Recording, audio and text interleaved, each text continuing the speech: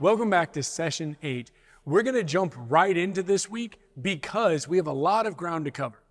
Take a moment and think about someone who deeply hurt or offended you. What did they do? Why did their name come to your mind when we ask this question? Now, ask yourself, how do you feel when you picture their face or think of their name? Now, one by one, we are going to go around the room and verbally forgive out loud anything and anyone that has ever hurt you. Evan, you go first. I would like to not do that. And it would be super awkward doing it since, the people are on camera with you right now. That'd be super, I'm just playing. And we're just messing around. We aren't going to ask you to do that right now because if you're anything like us, just thinking about forgiving them makes your stomach churn. You think, why should I? They don't deserve it. They aren't even worth the energy it would take to revisit what happened. After all, I've moved on and they aren't even in my life anymore, so what's the point? This is where many of us find ourselves after being hurt by someone. As children, we are taught the value of forgiveness. If we push someone down on the playground, an adult would come and tell us to go say, "I'm sorry" to the other child. In return, that child was taught to respond, "I forgive you." But as we grow into adulthood and experience offenses more painful than playground squabbles, most of us quit forgiving. We simply stop doing it. If someone hurts us, we cut them out of our lives. End of story. Severing relationships when we've been hurt gives us an initial sense of freedom. And as that gap between us and the person who hurt us widens, forgiveness seems less and less practical. Rather than experiencing the freedom authentic forgiveness brings, we settle for convenient forgetfulness. Wow. We tell ourselves, I'm letting bygones be bygones, and the hurt seems to fade. Out of sight, out of mind. But what if that's not how it works? What if real, honest-to-goodness forgiveness really does matter? What if there is fruit that can only grow in our lives through the spiritual act of forgiveness? Throughout our lives and military careers, we've experienced countless wounds and offenses. There's the jerk lieutenant whose sole mission in life seemed to be making your life a living hell. There's the person in your unit who always found a way to get out of work, leaving you to do more than your fair share. There's the friend who never understood what you were going through and made jokes instead of supporting you. We're turning more serious. There's the sergeant you trusted like a brother until the day he sexually assaulted you.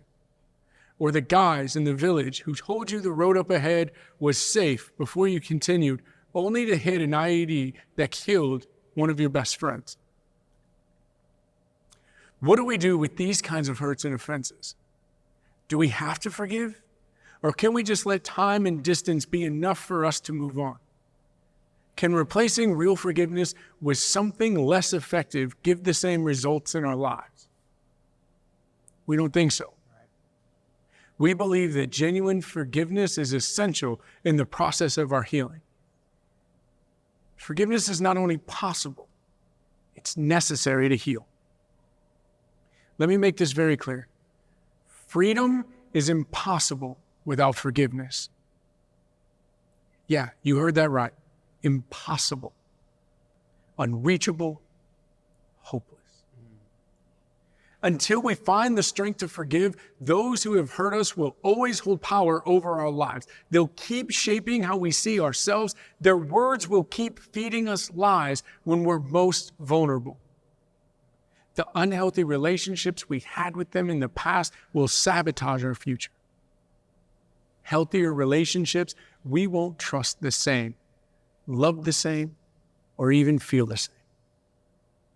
We might think they're not worth the effort it takes to forgive them, yet we end up expending enormous energy pretending that their actions don't hurt anymore. As we hold on to unforgiveness, they keep a part of our hearts captive. But today marks the day that influence can come to an end. Together, we're going to learn how. One common reason we struggle with forgiveness is that we may not fully understand what forgiveness actually means and how it actually works. When we observe a child pushing another child on a playground, the process of saying sorry and being forgiven might seem straightforward. However, when the wounds are much deeper, the idea and practice of forgiveness also becomes more complex and more difficult. And complexity tends to lead to confusion. What we've discovered in Reboot, though, is that many people are actually willing and prepared to forgive once they clear up what forgiveness truly entails and what it doesn't. So let's work on bringing some clarity here. We're about to go through a list of statements regarding forgiveness. As we go through them, refer to your field guide and indicate whether you think each statement is true or false. Here we go. If I forgive, I'm letting them off the hook. I should only forgive them when I feel ready to forgive them. If I forgive, I'm giving permission for the abuse to happen again. If they want to be forgiven, they'll need to come and ask for it. I'll appear weak if I offer them forgiveness now. We're going to give you a moment to think through whether each statement is true or false and share your reasoning for each answer.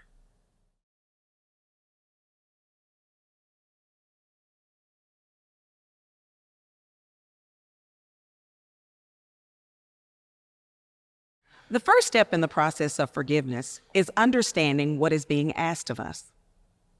Let's go through these statements one by one to bring some additional clarity to the matter.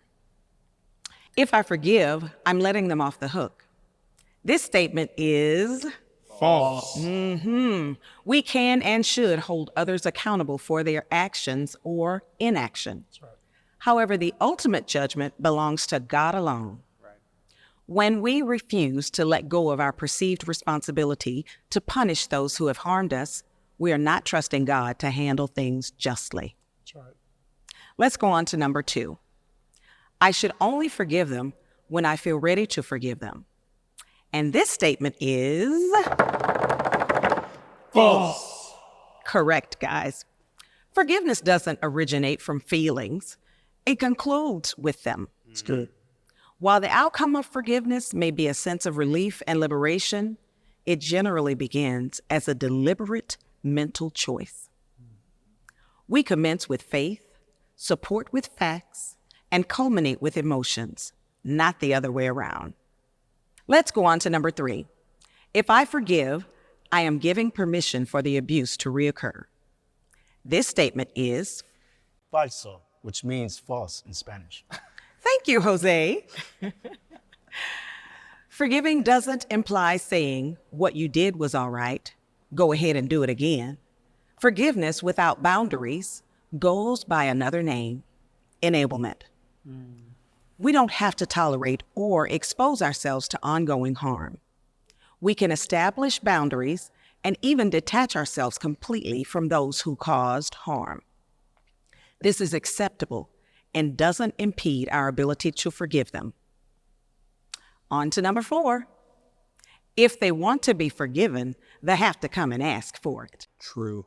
This statement is Not true. False. thank you. Absolutely false. Many of those who inflict pain upon us lack the willingness or capability to acknowledge the harm they've caused. Waiting for them to seek forgiveness might mean an indefinite wait, allowing them to maintain control over our lives. We don't need their go-ahead to begin working toward our freedom. Well, as the person who got one wrong, I'm not sure I'm qualified to teach any part of this, but I'll take a stab at it because I know these misconceptions about forgiveness are actually pretty widespread. But I do know of one that I've fell victim to in my life that I'm betting maybe some others have too, that perhaps is the most pervasive of all misunderstandings because it's mingled in and among the rest of them that Cheryl just outlined. It's the notion that forgiveness mainly benefits the person who hurt us, right? That we feel like forgiving them somehow gives them a gift that they don't deserve at great cost to us, at great cost to ourselves, right? So on the surface, this might sound really logical. We imagine that they need our forgiveness to move on, and we don't want to give that to them because of the pain that they've caused us. But it doesn't really play out that way in real life, does it? Many times, those people who hurt us are either clueless or too wrapped up in themselves to understand or even acknowledge how much they've hurt us. Deep down, we secretly hope that they'll wake up to the pain that they've caused us. And so we resort to what we believe is our most potent emotional weapon, which is withholding our forgiveness. We think if we refuse to forgive, we maintain the upper hand. Maybe we'll even make them see the error of their ways. Maybe they'll come back on their knees asking and begging for forgiveness. And then at that moment, I will hold the power. But let's be real for a minute. Has that ever actually panned out for any of us? Or have those who've hurt us just kept on doing their thing, leaving more hurt in their wake? As time goes by, we start to realize that our choice not to forgive hasn't brought the change that we hoped for. So we try to move forward, leaving them in the past, but we find that their memory, the memories that they've put in our brains, they don't go away. It's as if even years after the initial hurt, they're hurting us all over again. Sure. And again, and again. And so what do? We put up a sort of emotional fortress around our hearts. We try to guard ourselves against the recurring pain of the past. We put up walls so that no one else can inflict a similar pain. We hardly let anyone in, and we rarely step out. We know it's not exactly the best way to live, but it does give us some sense of security. It's a way to hold on to just a little bit of control. There's really two truths that we can learn from this. Here's number one. Withholding forgiveness doesn't hurt them. It doesn't hurt them. It hurts us. Yes. Yeah. And here's number two. They don't change because of unforgiveness. We do. Good. We are the ones who become angry and bitter and cold and isolated. We're the ones who feel fragile, untrusting, and easily upset. Our unforgiveness hasn't led them to make amends or change for the better. They haven't changed because of our unforgiveness, but we have, for the worse. That's right. So why forgive? Forgive for your own good, if for no other reason. Forgive for your own benefit, for your own self-preservation, for your own freedom. If they don't acknowledge the pain they've caused, forgive them anyway. If they don't deserve forgiveness, forgive them. If they have caused you decades of pain and they've never owned up to it, forgive them and put an end to the power that they've had over your life once and for all. And whatever ramifications this has on their life is between God and them. And I'll tell you, this goes against the grain of conventional thinking that insists, I'll process everything so that I can forgive. Right? Traditional thinking says, I'll process everything that I've experienced so that then I can forgive. You see, at Reboot, here's what we want to do. We want to flip that and instead say, I'll forgive so that I can process everything I've experienced. That's right. And as we sift through our past hurts, we might find even more pain underneath. And this can make forgiveness even harder. The more we dig into these feelings, the tougher forgiveness might look, often keeping us focused only on the top level, the surface level of hurt. But here's the thing, if we begin with forgiveness, it gives us the strength to face those deeper hurts and confront the root wounds that are actually holding us back. And that's what we want to do. That's what we want to do. Is that what you want to do? What are your thoughts on this idea that we begin with forgiveness so that we can process the deeper thoughts, the deeper wounds of our trauma? I want to pause for just a second, kind of have you discuss this, because this is a bit of a revolutionary concept when it comes to forgiveness. And we'll come back in just a few minutes.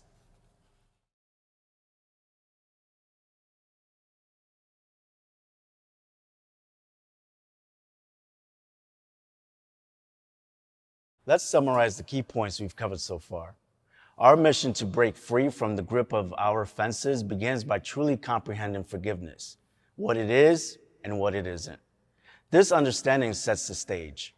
Next, we move forward by embracing forgiveness as an act that benefits our own personal growth. Once we are on board with these two ideas, the only element missing is learning to accept the grace and forgiveness that God extends to us for our own imperfections. Consider this adage: forgiveness runs to you and then runs through you. In other words, you can't extend genuine forgiveness outward until you've internalized it for yourself. Yes. The concept of grace is familiar in religious circles. Grace, in biblical terms, is the undeserved kindness given to us by God. It's the gift of forgiveness even when we've done nothing to earn it. While we might be familiar with the concept, have we truly let grace infiltrate our lives? When we wholeheartedly accept God's grace, we are forever changed. You might have heard the saying, hurt people hurt people. Following the same logic, we could also say, when we accept grace, we become gracious. When we accept mercy, we become merciful. And when we accept forgiveness, we forgive.